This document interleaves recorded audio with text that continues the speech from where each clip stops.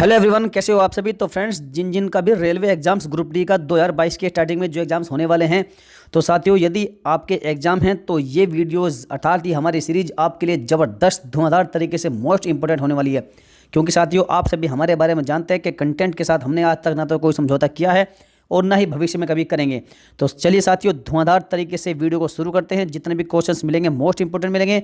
और मेरी आपसे रिक्वेस्ट है कि वीडियो को देखने के बाद ही आप हमारे चैनल को सब्सक्राइब करने का डिसीजन करिएगा। क्योंकि यदि आपको हमारा कंटेंट पसंद आएगा तो साथियों चैनल से जरूर जुड़िएगा। यदि आपको पसंद नहीं आया तो आप स्किप कर सकते हैं। तो चलिए फ्रेंड्स, वीडियो को शुरू करें धुआंधार तरीके से। पहला प्रश्न आपका इस प्रकार है। तो देखिए साथियों, मैं आपको जितने भी क्वेश्चंस बताऊंगा 20-25 क्वेश्चन इस वीडियो में बताऊंगा। साथियों जितने भी क्वेश्चंस होंगे उन सभी का पूरा डिटेल के साथ में विद एनालिसिस पूरा क्वेश्चन मैं आपको समझाऊंगा। जितने भी मोस्ट इंपोर्टेंट फैक्ट बनेंगे यहाँ से सारे आपको कवर हो जाएंगे इस वीडियो में। तो चलिए, पहला क्वेश्चन है कि किस दशक में जनसंख्या में वृद्धि नहीं हुई थी। आपसे पूछा गया कि ऐसा कौन सा वो दशक था जिसमें जनसंख्या में वृद्धि नहीं हुई थी। तो साथियों एक ही दशक था, वो था आपका 1911 से 1921 वाला दशक। इसमें आपकी जनसंख्या में बिल्कुल भी वृद्धि नहीं हुई थी, बल्कि ऋणात्मक वृद्धि हुई थी। कहने का मतलब है कि भारत की जनगणना में एक दौर ऐसा भी आया जब जन वृद्धि दर न्यूनतम रही, और यह दशक था आपका 1911 से 1921 का दशक। इसलिए वर्ष 1921 को जनगणना वर्षों में से भारत के जनगणना का महाविभाजक वर्ष कहते हैं। आपसे कई बार क्वेश्चंस बनता है कि महाविभाजक वर्ष किसे कहते हैं। तो फ्रेंड्स, जो 1921 है इसे जनगणना वर्षों में से भारत के जनगणना का क्या कहते हैं? महाविभाजक वर्ष। इस क्वेश्चन को आप रट लीजिएगा और इस वर्ड को आप छाप लीजिएगा। महाविभाजक वर्ष कहा जाता है 1921 को। नेक्स्ट फैक्ट है कि 1911 से 1921 के दौरान भारत में जनसंख्या की जो दशकीय वृद्धि ऋणात्मक रही थी। और कितनी रही थी? तो -0.31% रही थी आपकी ऋणात्मक वृद्धि। और याद रखिएगा, जिसके फलस्वरूप इस दशक में भारत के जनसंख्या में कितना 77 लाख की कमी आई थी। जबरदस्त फैक्ट है। एक ही ऐसा दशक रहा है जिसमें भारत की जो वृद्धि दर है जनसंख्या की वो ऋणात्मक रही थी। और कितनी रही थी? -0.31% रही थी। जबरदस्त भाई साहब, धुआंधार प्रश्न है। एक एक प्रश्न आपको लाजवाब मिलेगा, शानदार मिलेगा। बस आप वीडियो में रुके रहिएगा, टिके रहिएगा और वीडियो को बिना स्किप के एंड तक देखना। समय आपका बिल्कुल भी वेस्ट नहीं करेंगे। चलिए, अगला प्रश्न है कि महाधिवक्ता राज्य विधान सभा और विधान परिषद की कार्यवाही में भाग ले सकते हैं या नहीं ले सकते हैं। जबरदस्त क्वेश्चन है। तो साथियों देखिए, जो कार्यवाही में और सदन में इन्हें बोलने की शक्ति प्राप्त है, लेकिन इन्हें मतदान करने का अधिकार नहीं होता। इसलिए याद रखिएगा, जो राज्य के मामले में जो महाधिवक्ता होते हैं राज्य के, उनको राज्य विधानसभा और विधान परिषद में कार्यवाही में भाग वो ले सकते हैं, बोल भी सकते हैं सदन में, लेकिन उनको मतदान करने का यदि बारी आती है तो मतदान करने का अधिकार उनको नहीं होता। नेक्स्ट क्वेश्चन है कि जमींदारी प्रथा का प्रारंभ किसने किया था। तो जो जमींदारी प्रथा थी उसका प्रारंभ किया था लॉर्ड कॉर्नवालिस ने। और इसका आरंभ कब किया था? तो सन 1793 ईस्वी में। कब? 1793 ईस्वी में इस जमींदारी प्रथा का प्रारंभ किया गया था लॉर्ड कॉर्नवालिस के द्वारा। चलिए फ्रेंड्स, सभी क्वेश्चंस ये एग्जाम्स में आए हुए हैं। और अभी हाल ही में जो यूपीएससी अर्थात यूपी दरोगा के एग्जाम संपन्न हुए हैं, तो साथियों उनमें भी इन प्रश्नों की पूरी भरमार थी। चलिए आगे बढ़ते हैं। और ये क्वेश्चंस ऐसे हैं कि ये हर एग्जाम के लिए रामबाण क्वेश्चन है। नेक्स्ट क्वेश्चन है कि आर्टिकल 25 ये किससे संबंधित है। तो देखिए साथियों, अंतःकरण की और धर्म को अबाध रूप से मानने, आचरण करने और प्रचार करने की स्वतंत्रता से ये संबंधित है। आर्टिकल 25 अर्थात कहा गया है कि आप किसी भी धर्म को अबाध रूप से मान सकते हैं, उसे आचरण में ला सकते हैं और उस धर्म का आप विधिवत रूप से प्रचार भी कर सकते हैं। ये आपको खुली छूट है, ये आपको स्वतंत्रता देता है। कौन सा? आर्टिकल 25। नेक्स्ट क्वेश्चन है कि चित्रकला का स्वर्णकाल किसके काल को कहा जाता है। ये आपका धुआं और जबरदस्त क्वेश्चन है।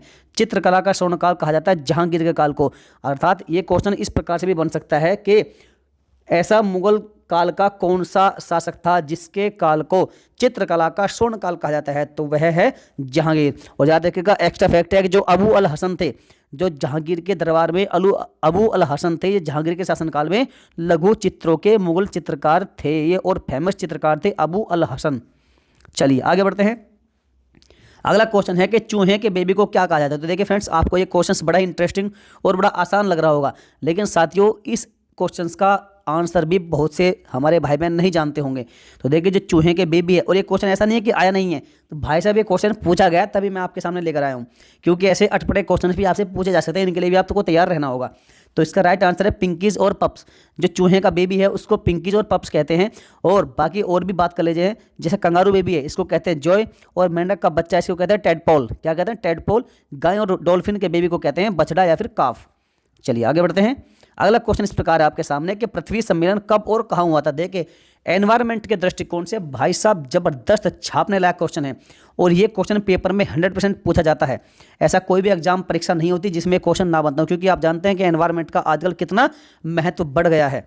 तो साथियों, इसका जो राइट आंसर है सन 1992 ईस्वी में, कब 1992 ईस्वी में ब्राजील में पर्यावरण संरक्षण पर सम्मेलन हुआ था, और इस सम्मेलन में जो एजेंडा 21 है इसको घोषित किया गया था। एजेंडा 21 यदि आपसे पूछा जाए, क्वेश्चन 4-5 तरीके से घुमा फिरा कर बन सकता है, और इसमें आपके 5-6 प्रश्न छुपे हुए हैं। आपसे क्वेश्चन बनेगा कि एजेंडा 21 किस सम्मेलन की देन है, तो वो 1992 का ब्राजील में जो सम्मेलन हुआ था, कहां पर, रियो डी जेनेरियो शहर में। और कब, ये 3 से 14 जून 1992 में चला था, ब्राजील के रियो डी जेनेरियो शहर में। और ये विश्व के कितना 172 देशों ने इस पृथ्वी सम्मेलन का आयोजन किया था, अर्थात इसमें भाग लिया था विश्व के 172 कंट्रीज ने। नेक्स्ट फैक्ट है कि 2002 में दक्षिण अफ्रीका के शहर जोहान्सबर्ग में पृथ्वी सम्मेलन का आयोजन करके विश्व के सभी राष्ट्रों को पर्यावरण संरक्षण पर ध्यान आकर्षित किया गया था। जो ये 2002 में दक्षिण अफ्रीका के जोहान्सबर्ग में जो पृथ्वी सम्मेलन हुआ था, तो इसमें सभी राष्ट्रों को पर्यावरण संरक्षण पर ध्यान आकर्षित करने के लिए आयोजन किया गया था। तो चलिए फ्रेंड्स, नेक्स्ट क्वेश्चन की ओर बढ़ते हैं। जबरदस्त एक क्वेश्चन है भाई साहब, एक बार फिर से वीडियो को आप बैक करके सुन लीजिएगा इसके बारे में। चलिए, अगला क्वेश्चन है कि अनुच्छेद 45 अर्थात आर्टिकल 45 में संशोधन किस संविधान संशोधन के तहत हुआ था। जबरदस्त क्वेश्चन है, ध्यान से सुनिएगा। 86वां अमेंडमेंट एक्ट हुआ था, आया था ये 2002 में। इसी के तहत जो है अनुच्छेद 45 में संशोधन किया गया था। और ये है क्या, अर्थात इस आर्टिकल 45 में है क्या, तो देखिए फ्रेंड्स, संविधान के आर्टिकल 45 में व्यवस्था की गई है कि इसमें जो 6 साल से कम उम्र के बच्चे हैं उनकी शुरुआती देखभाल और उनके शिक्षा की व्यवस्था की गई है इस आर्टिकल के तहत। और इसमें जो आर्टिकल 21A है, इसमें भी शिक्षा के अधिकार से यही भी संबंधित है, अर्थात इसमें कहा गया है कि सभी राज्य 6 से 14 वर्ष के तक के बच्चों को निःशुल्क और अनिवार्य शिक्षा उपलब्ध कराएंगे। जो आर्टिकल 21A है वह सभी राज्यों को निर्देश देता है कि 6 से 14 साल के बच्चों को निःशुल्क और अनिवार्य शिक्षा उनको उपलब्ध कराई जाएगी, यह राज्यों की जिम्मेदारी है। जबकि आर्टिकल 25 में यह व्यवस्था की गई है कि 6 साल से कम उम्र के बच्चों की शुरुआती देखभाल और उनकी शिक्षा की व्यवस्था की जाएगी। चलिए आगे बढ़ते हैं, क्वेश्चन नंबर नेक्स्ट। केंद्रीय राज्यसभा समिति का अध्यक्ष कौन होता है। तो देखिए, जो केंद्रीय राज्यसभा समिति होते हैं इसका अध्यक्ष कौन होता है, जो गृह मंत्री होते हैं इस समिति के अध्यक्ष होते हैं। और इस समिति में कुल कितने 30 सांसद होते हैं, 20 लोकसभा से आते हैं, 10 राज्यसभा से आते हैं। और जो संसदीय राज्यसभा समिति का गठन एक पूछा जाए तो कब किया गया था, तो वर्ष 1976 में इसका गठन किया गया था। किसका, संसदीय राज्यसभा समिति का। और 1955 ईस्वी में, कब, 1955 ईस्वी में प्रथम राज्यसभा आयोग का गठन किया गया था, जिसके अध्यक्ष कौन थे, BG खेर थे। BG खेर इसके अध्यक्ष थे, जो 1955 में पहला राजभाषा का आयोग का गठन किया गया था। चलिए 4-5 क्वेश्चन आपके यहां से कवर हो गए। नेक्स्ट क्वेश्चन की ओर बढ़ते हैं। सल्फ्यूरिक अम्ल के बादल और रिंग ये किस ग्रह के चारों ओर बनते हैं। तो देखिए, जो ये शुक्र ग्रह है वीनस, इसके चारों ओर बनते हैं क्या, सल्फ्यूरिक अम्ल के बादल और रिंग, अर्थात जो छल्ले होते हैं वो इस ग्रह के चारों ओर बनते हैं सल्फ्यूरिक अम्ल के। नेक्स्ट क्वेश्चन है कि फेसबुक का हेडक्वार्टर कहां पर है। तो फेसबुक का हेडक्वार्टर आपका कहां पर है, ये मेलिनो पार्क नाम की एक जगह है, कहां पर, कैलिफोर्निया आपका US में अर्थात अमेरिका में है। और 4 जनवरी 2004 को इसकी स्थापना हुई थी, किसकी, फेसबुक की। और बड़े फास्ट तरीके से इसने ग्रोथ की है। याद रखेगा, एक्स्ट्रा फैक्ट है, अब इसका नाम हो गया क्या, मेटा। अब फेसबुक का नाम हो गया मेटा, याद रखेगा। ये भी क्वेश्चन आपका करंट के दृष्टिकोण से मोस्ट इंपोर्टेंट हो जाता है। चलिए आगे बढ़ते हैं। नेक्स्ट क्वेश्चन है कि गन्ने के लिए उचित और लाभकारी मूल्य जिसे हम FRP कहते हैं, इसकी सिफारिश कौन करता है। तो इसकी सिफारिश कौन करता है, कृषि मंत्रालय की commission for agricultural costs and prices अर्थात CAPC, या कह सकते हैं कि कृषि लागत और मूल्य आयोग इसकी सिफारिश करता है किससे, कृषि मंत्रालय से। तो याद रखिएगा, जबकि MSP जो है, MSP को आप सभी जानते हैं, MSP के अंतर्गत कितनी कुल 23 फसलें आती हैं।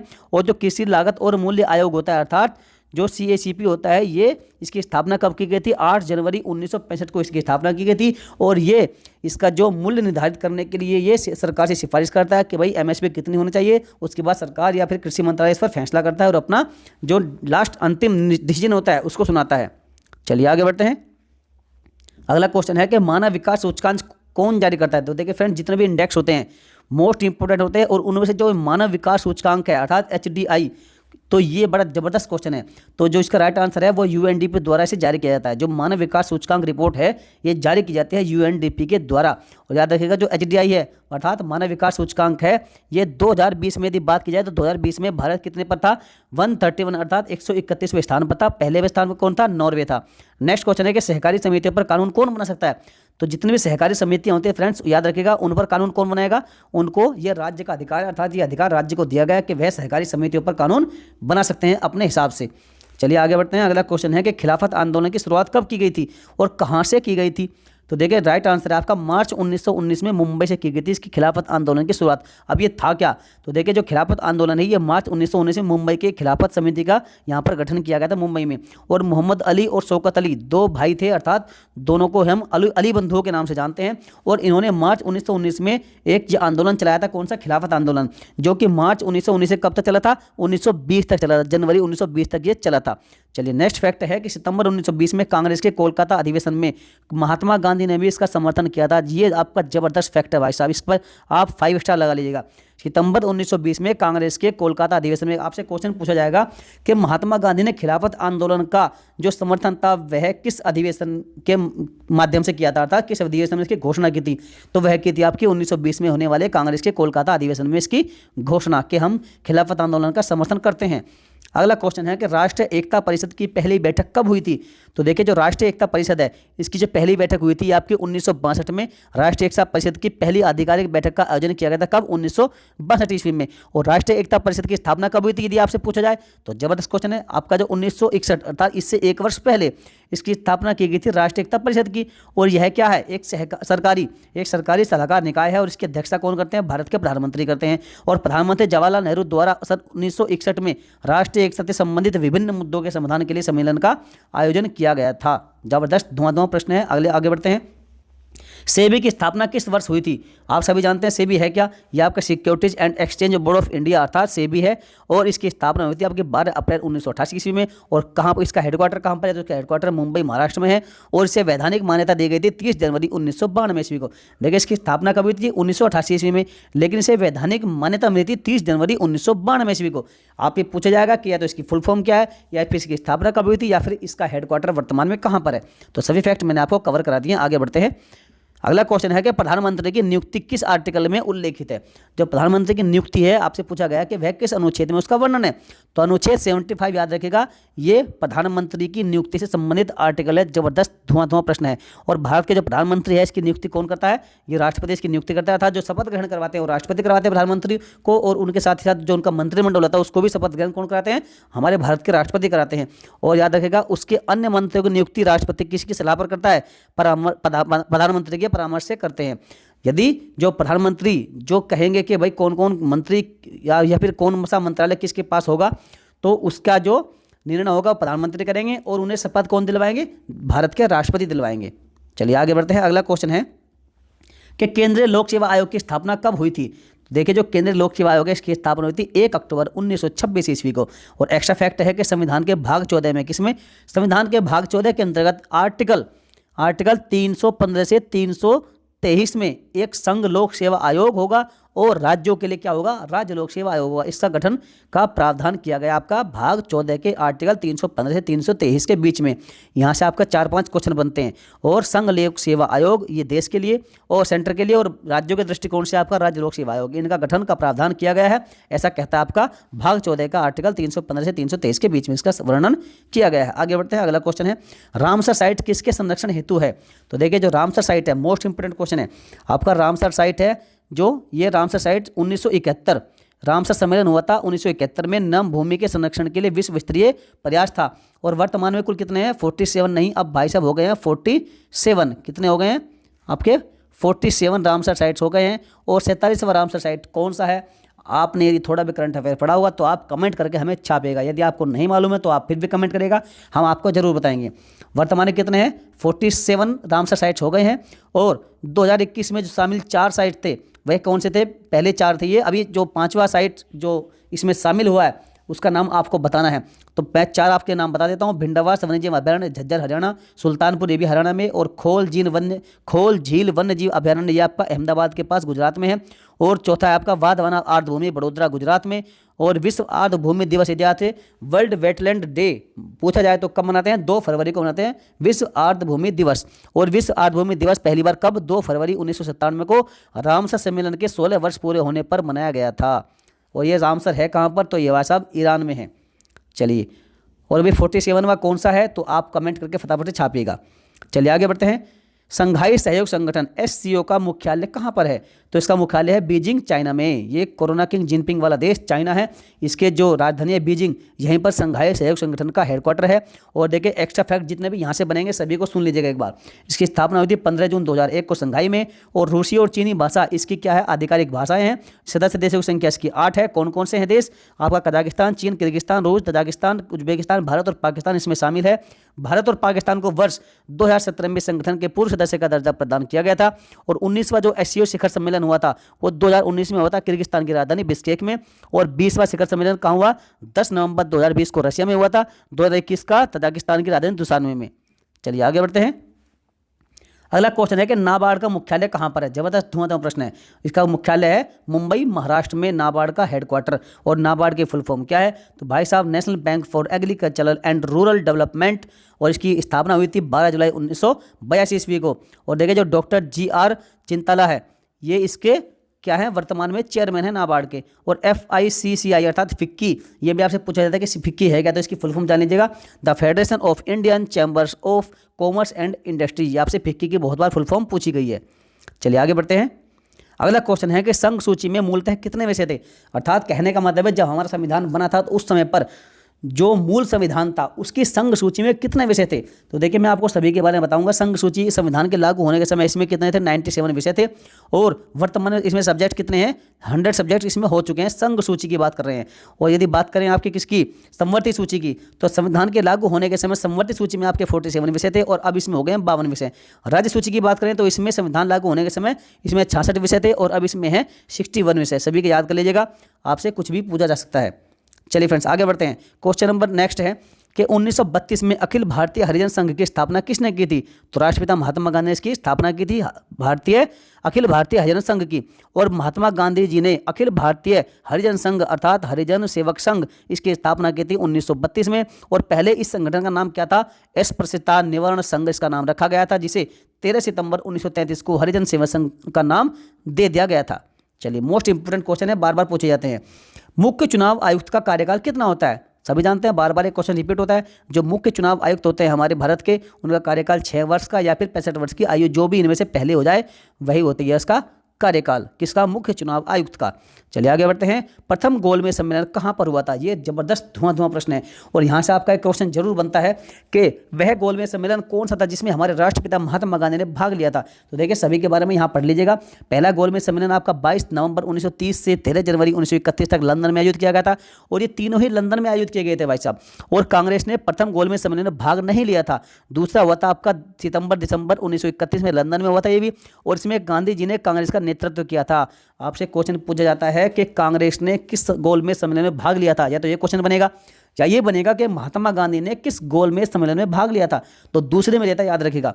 और जो तीसरा गोलमेज सम्मेलन था जो 17 नवंबर 1932 से 24 दिसंबर 1932 तक चला था, तो इसमें भाई साहब क्या कांग्रेस ने इसका बहिष्कार किया था और इस सम्मेलन में भाग नहीं लिया था। और एक्स्ट्रा फैक्ट आपको बता दूं, जो हमारे डॉक्टर भीमराव अंबेडकर जी थे भाई साहब, ये एकमात्र ऐसे व्यक्ति थे जिन्होंने सिर्फ और सिर्फ अपने खर्चे पर तीनों गोलमेज सम्मेलनों में भाग लिया था। अपने खर्चे पर, सरकारी खर्चे पर नहीं, अपने खर्चे पर। चलिए आगे बढ़ते हैं। अगला क्वेश्चन है कि बाल संरक्षण अधिनियम में संशोधन कब हुआ है? तो देखिए बाल अधिकार संरक्षण अधिनियम इसमें ये बना था आपका कब? 2006 में। और किशोर न्याय अधिनियम ये आपका 2015 में। और किशोर न्याय अर्थात बच्चों के देखभाल और संरक्षण संशोधन विधेयक अधिनियम ये आपका 2021 में बना है। याद रखिएगा बाल संरक्षण अधिनियम में संशोधन कब हुआ है? तो बाल अधिकार संरक्षण संशोधन अधिनियम ये आपका 2006 में। चलिए आगे बढ़ते हैं। तो साथियों आज की वीडियो यहीं समाप्त होती है। यदि आपको वीडियो अच्छी लगे तो वीडियो को आप लाइक करके आप फटाफट से चैनल को सब्सक्राइब करिए और बेल आइकन को जरूर प्रेस करें। यदि आपको हमारा कंटेंट पसंद आया तो तभी आप हमारे चैनल से जुड़िएगा। तो फ्रेंड्स यदि आपको वीडियो वाकई दिल से अच्छी लगे तो वीडियो को लाइक करना बिल्कुल ना भूलें और अपने सभी ग्रुप्स में सभी दोस्तों में शेयर करके इसको धुआं कर दीजिएगा। धुआं करने की जिम्मेदारी आपकी है। और फ्रेंड्स यदि आपको कोई मिस टाइपिंग हो गई है, यदि आपको कोई सुझाव देना है तो आप कमेंट करके हमें बता सकते हैं। और पूछे गए एक प्रश्न का जवाब आपको जरूर देना है कि 47वां अर्थात 47वां बनने वाला रामसर साइट भारत का कौन सा है। तो चलिए फ्रेंड्स मिलेंगे फिर किसी नेक्स्ट दमदार धुआंधार वीडियो में। जय हिंद, वंदे मातरम।